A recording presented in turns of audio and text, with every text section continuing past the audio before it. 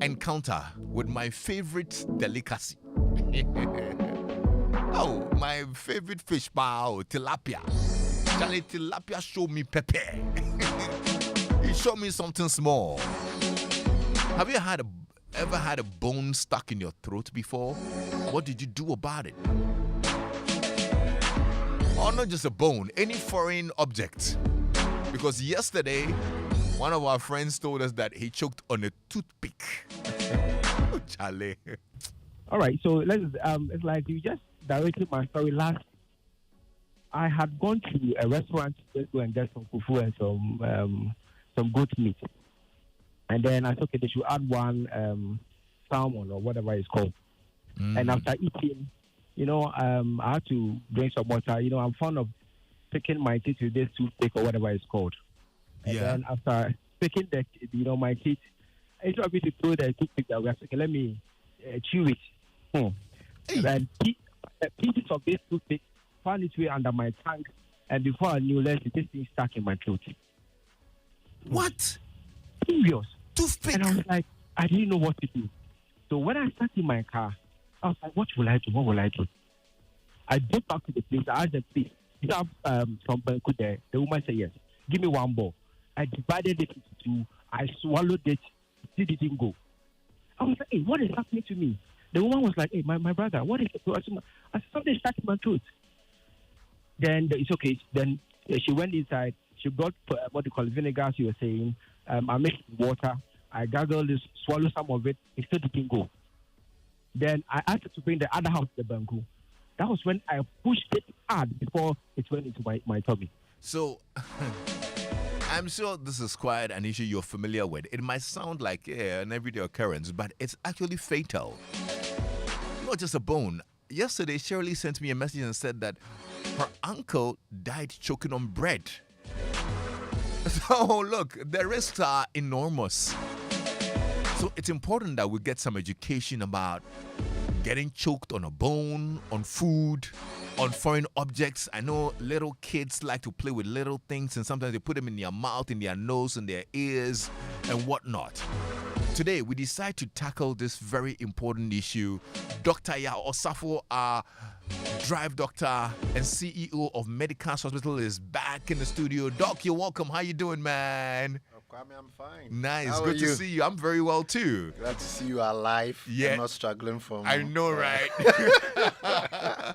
And from of course, fishbone. today you're in good company. Oh, Dr. yeah, Worlanyo Siale absolutely. is an ENT specialist, and we decided to have him on the conversation. He actually saved me last week, actually. Dr. Siale, Dr. welcome. Siale. How you Yeah. doing, man? I'm fine. How are you doing? And I need to say thank you. Look, listeners, you need to say thank you to this man. Oh. You need people, otherwise, I mean, like, they should organize some mumu. you know, Otherwise, they I say can people talk about do this some time. Momo give up. They have to organize some mumu for him. Telling me, You know, power so way it's I make steady for the car inside, bone in my throat, and then they talk. Hey, doc, so you go bring some equipment, some instruments, like cicator, some long something like that. Take enter my throat. I say, hey. But anyway, easy. Charlie, it's not easy. But today, I think I'm not the only person. Yesterday, like you heard, if you listened into the show, there's yeah. so many of our friends who shared experiences. Choking on bones, somebody choked on a toothpick. People are choking on even food itself, getting particles in them. So let's have some clarity on it and how we can go around it, Doc. Right. So good afternoon to all our listeners, and it's good to be here another Wednesday. And as we always do, give some great education about health. Today we want to talk about choking. And Kwame, we looked at fishbone choking, but we want to expand that whole conversation and look at choking in the broader context. Right. One group that are always vulnerable but didn't show up or didn't call in yesterday were the children. So if you look at the data, most of the most frequently affected groups when it comes to choking would be children, usually between the ages of 1 to 3 years, and then also elderly individuals above 60 years. So they form the largest group. So today I'm happy that Dr. Worlanyo Siale is here. He is an ENT specialist, meaning he has special knowledge in the areas of medicine involving the ear, the nose, and then the throat. Right. So he will be here also to help all of us get greater understanding. So, Doc, let's look at the anatomy of choking. The upper part, or which part of the body is involved, and how would you define choking to, say, my grandmother at home? Okay, thank you very much. Choking basically is when the windpipe is obstructed by a foreign body. So from the oral cavity or from our mouths, when you go down into the throat, we have two tubes. So we have the windpipe, which is the one which the air passes into before it goes into our lungs, which is anterior. And then you have the esophagus or the pharynx Right. going into the food passage, which goes into the stomach behind it. Behind it, right. So when So you the windpipe, it's in front of the esophagus, food passage, yes, the which food is- passage. So one is the windpipe, the air passage, and then the other one is the food pipe, which is right behind it. Yes. So they are in very close proximity. proximity, yes. They're just together like that. Yes. Yeah. So one is behind the other one. So like you said, the windpipe or the air passage one is anterior, and just behind it is the food passage one, which is the esophagus. So when you eat or you chew food and you swallow, there's a mechanism to block the windpipe or the air pipe. Okay. There are some structures which flip and cover it, and then your voice box, that's where when we speak our voice comes from. There are some two structures, cords, which come together when you are swallowing. So that's why when you are eating, the good old people tell us that when you are eating you don't talk, Okay. because Right. when you are eating and you talk, then this mechanism is lost. Right. And then some of the food or some of the foreign body can go into the air passage. Right. So when it gets into the air passage and then it blocks the air passage, then that's when you start feeling like you are choking. Oh, And then you can breathe. okay. Good. Okay. So Kwame, you see, with this explanation given by Doc, then it means that choking, then we are referring to something getting stuck in the windpipe, Okay. Yeah. strictly speaking. Yeah. I mean, something is a foreign body, it's gone in there, and that foreign body most of the time it's usually food. But in children, it could be other things like a piece of a toy, a bead, a decorative bead. The beads the kids put in their hair. Exactly. When they braid their hair at the tip of it, they would fix some beads. There, it could be balloons, latex balloons. These days, you go to a lot of parties, you see children, quote unquote, fighting to see who gets the most balloons, and then they blow it and then they keep it in their mouth. Children also like to explore their environment by tasting everything or putting things in their mouth. All right. So, in an attempt to swallow, if that mechanism doesn't work properly, you don't close the windpipe, and then food rather or these foreign bodies can get in there instead of going down the throat. Okay. Right. So, Doc, let's expand on that. What are some of the frequently encountered scenarios that lead to, or what are the risk factors for this happening? I can think about one. If somebody, say, maybe totally drunk or something, maybe they'll lose that particular reflex. But are there scenarios that make it more risky to choke on something? Okay, so thank you. So like you said, the age groups are the young people, the children, and then the elderly.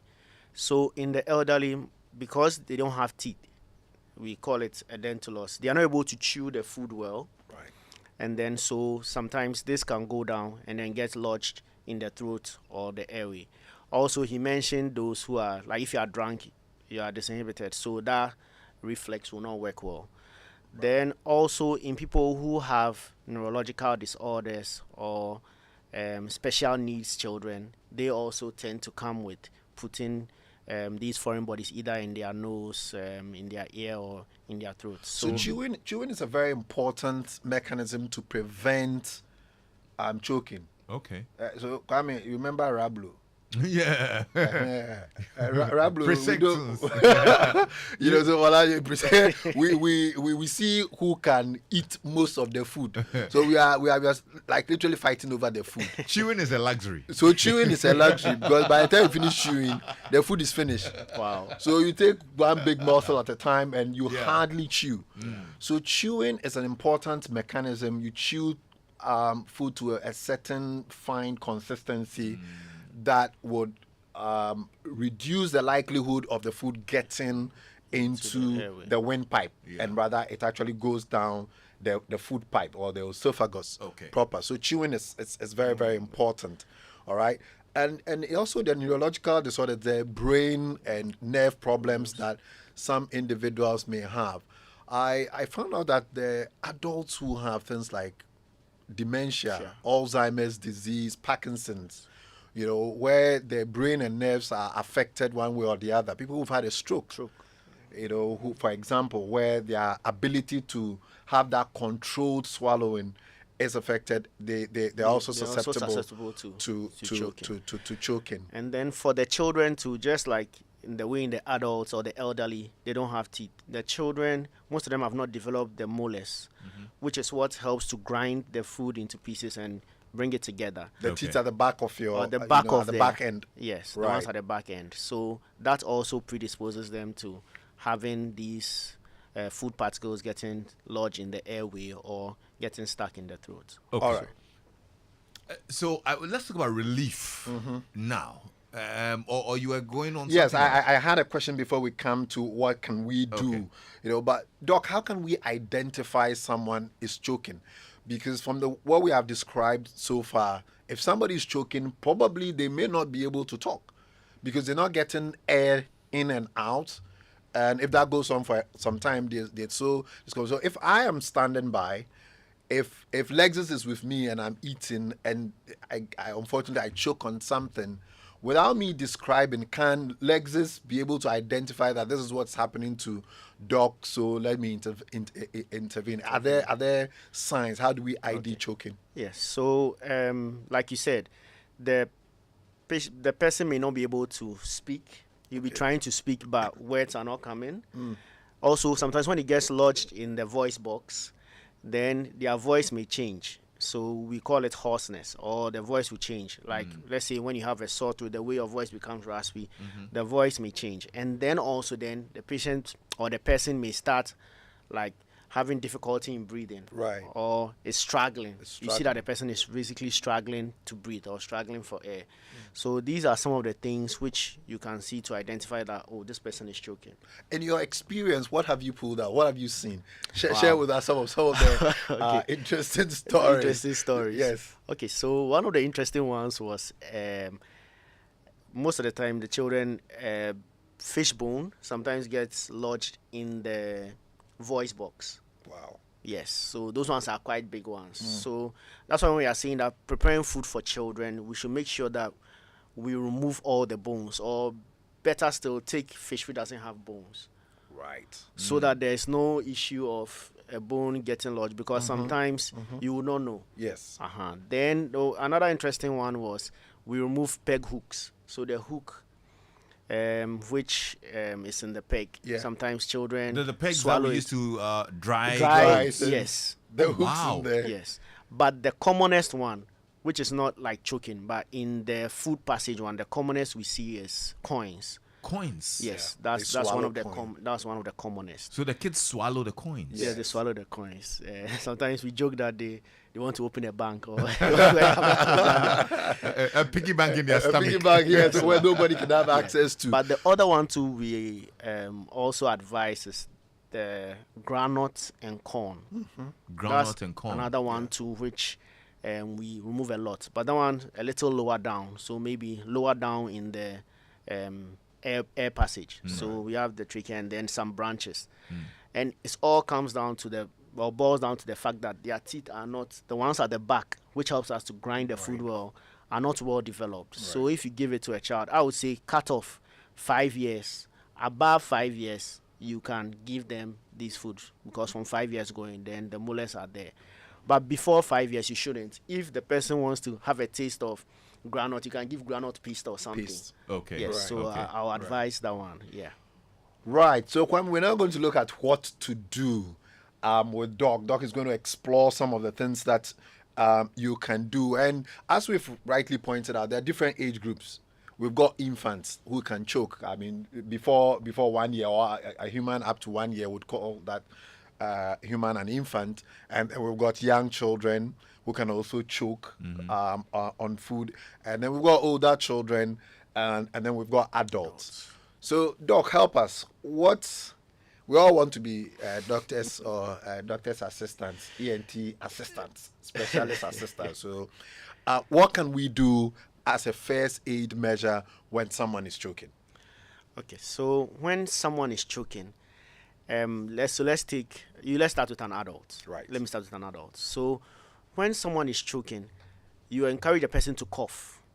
So the person should try to cough. So what happens is that when you cough, air is forced from your lungs. It's like balloons in your chest, which pushes through the air passage or the windpipe, and is able to create pressure from below to push the thing out. Right. Then the other one is you lean the person forward, and then you give slaps or thrusts in between the shoulder blades. Right. You do it 5 times. Okay. Then afterwards, if still it's not Doc, come let me out- stop you there. Yeah. How hard should you hit the person? Because you see, if you look at this, my hand, it's small. If I put it against Kwame's hand, Kwame to look at the muscles, the biceps that he has, So how? Because I want us to, try and balance. You want to be so gentle, but then you also want to hit them hard enough to be able to transmit that force into the lungs. So the place is in between the shoulder blades. yes. In between the shoulder blades. Okay. So that's upper back. The Upper back. Okay. In between the shoulder Shoulder blades. blades, yes. And then you are using the heel, of your palm. Yes. Right. The All heel right, of the your heel palm. of your palm. That is the area that you're going to deliver, these blows gently. Gently. Well, so that's where I struggle so with. It should be it's- hard enough to dislodge it, and I think you are looking at the person's body habits as well. You probably won't hit me the way you You would hit Lexis because he has more. Who's a bit He has chubby. more muscle. Yeah. He's got more muscle. Somebody might have more fat. So it's a bit tricky. Yeah, but I agree with you. But I think in that instance, Right. some collateral damage is not bad. Oh, okay. Yes. You are trying- the benefits Benefits outweighs. outweigh, so, yes, so you must hit. Yes. All right. So you give about 5 five blows in between the clavicle using the heel the of heel your of your palm. palm, yes. Right. Okay. Then we have the abdominal thrusts, Okay. which you make your hand into you stand behind the patient first of all, and then or the person who is choking, you make your hand into a fist, and then you put it in the upper abdomen above the navel or the belly button, Right. and then the lower aspect of the rib cage, Yeah. and then you are delivering the thrust upward thrust. All this is to try to generate the air in the lungs to come out to Right. push So the thing you out. pull towards you because you're Towards standing you, behind, yes, behind. the choking victim, and therefore you pull towards you and upwards. Yes. Okay. Towards you. So and all upwards. in one motion. flowing move. You pull towards you and upwards. So Kwame, you are the one with the experience. See, the hugging from behind. See, Doc was trying to be very, you see the way, we My study guy. at the beach. Then, check current now.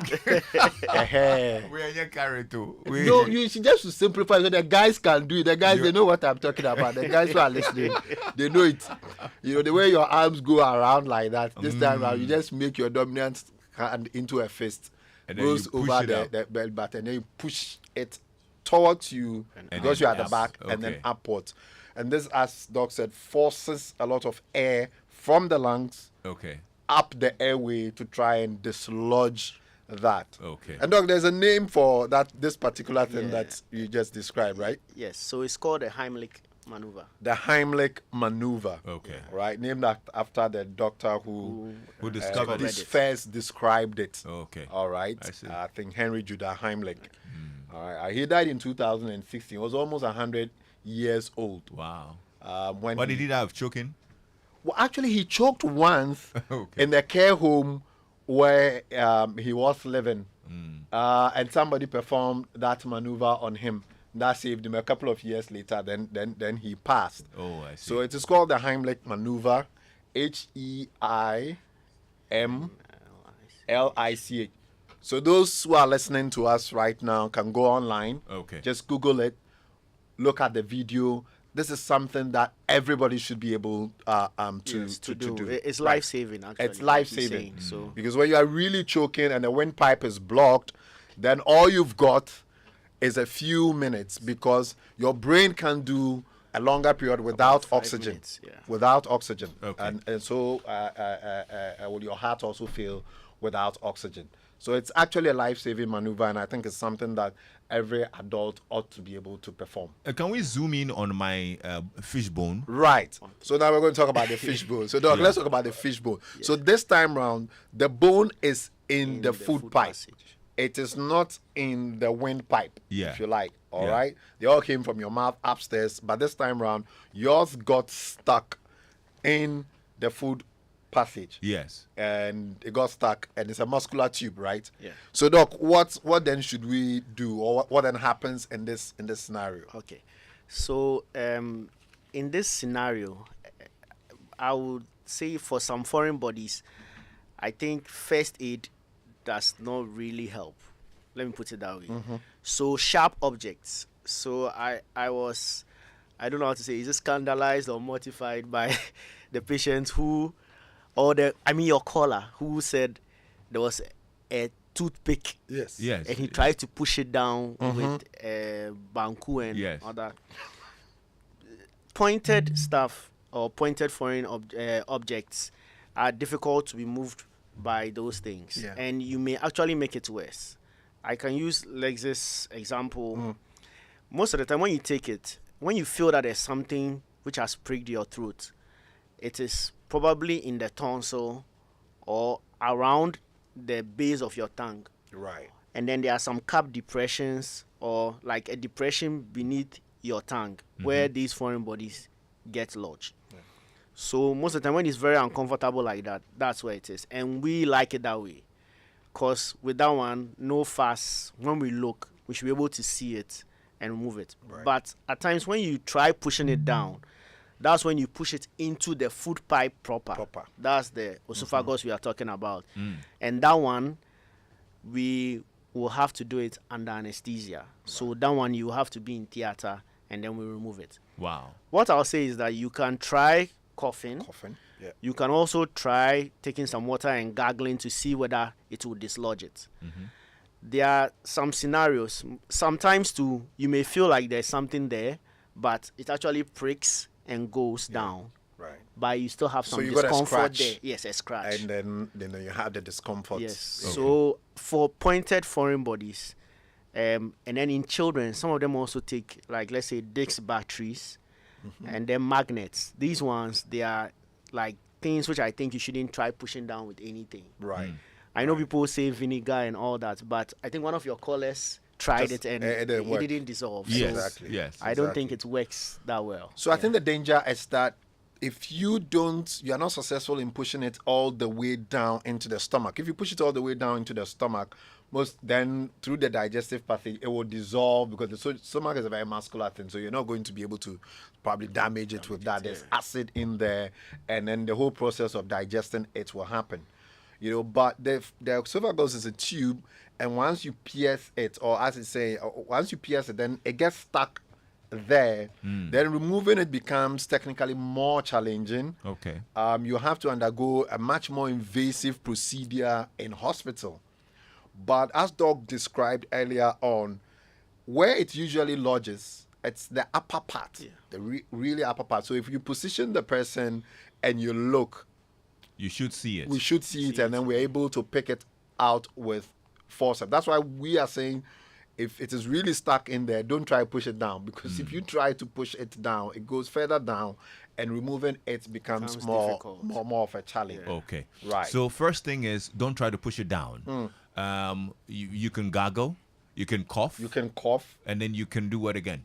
Yeah, so the Heimlich maneuver, as we described it, That also because helps. if it is up there, although it's not directly in the windpipe, the gush of air that will come out, and there's also some air in the stomach.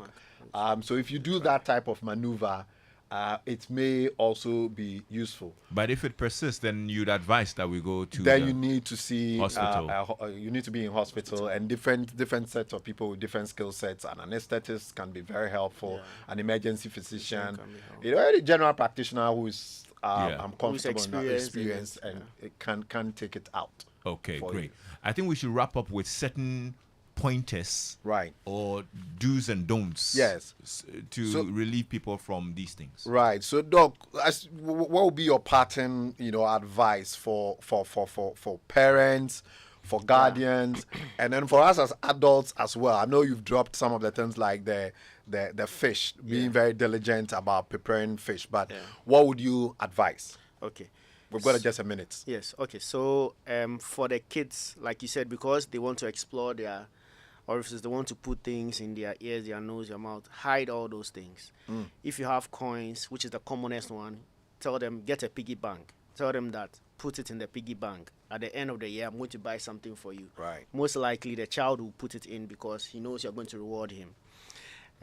Also, Dick's battery. So anything you think is dangerous, you should hide it. Also, the beads you mentioned was very important. When you're doing their hair and those things, don't put beads in their hair and all that, because they will end up putting it in the nose or the throat. Then also, children, like I said, granules, corn, those things, we shouldn't give it to them until at least they are 6 years and above. They can chew properly. They can chew properly. Yes. Right. And then when we are eating, we shouldn't talk. That's a common rule that we have. Right. Because sometimes, like, And it's not just for children. No, in general, for Right. adults, for adults too, because we've had like maybe seamstresses and the rest. They have like their pins they used to, and then they talk to somebody and they just Inhale the pin. and then the pin goes to the wrong place. So Right. these are some of the things that, and then I think one of the callers or listen, who called in the last time, I agree with her. If you are eating fish, you should be diligent. Take your time. She said 2 hours. Even if it take you even 10 hours, take your time. Make sure that you've removed all the bones, and then enjoy your meal. Yeah. Okay. Good. That's some good one there. That's some good education. Yeah, And I would also say make sure you chew food thoroughly before you swallow. You shouldn't be in a hurry. Chew food thoroughly to a fine consistency before you swallow. And there are a lot of things that we take for granted. Outside the Rablo thing that we do in Presec, these are all unnecessary risks that we take, and you should be aware of the risk of choking. Lastly, we should all learn the Heimlich maneuver. It's a life-saving thing that you can do. And if you do it in town, for example, Charlie, the fans will triple and quadruple, because it's such life-saving. The person's literally die in front of you, and you can relieve them from that. Okay. So, sorry, there's the last thing there. I just want to say that the Heimlich maneuver too, you can actually perform it yourself. On yourself. Yes. So maybe you get something that you can lean over, and then you do the same thing we said. You make a fist, use your other hand to support it, and then you go upwards. In case you are the only one choking and there's nobody around you. Yeah. Yes. That's So you can true. also try it on yourself. I think we all need to look it up on YouTube or something, and then learn how to do it. Right. I'm really grateful that you doctors decided to educate us today. I'm really grateful. It was a lifesaver. He saved my life, so I think I'm very grateful. Thank you so much, Doc. Dr. Worlanyo Siale is our ENT specialist, and Dr. Osafo. Doc, for those who want to reach out to you, what's the number? Right. So there are a lot of questions that left unanswered. So they can reach us on 050 1477340. And then we'll continue a conversation on our Facebook page, Medicals Hospital, and all our social media handles at Medicals GH. Dr. Osafo is the CEO.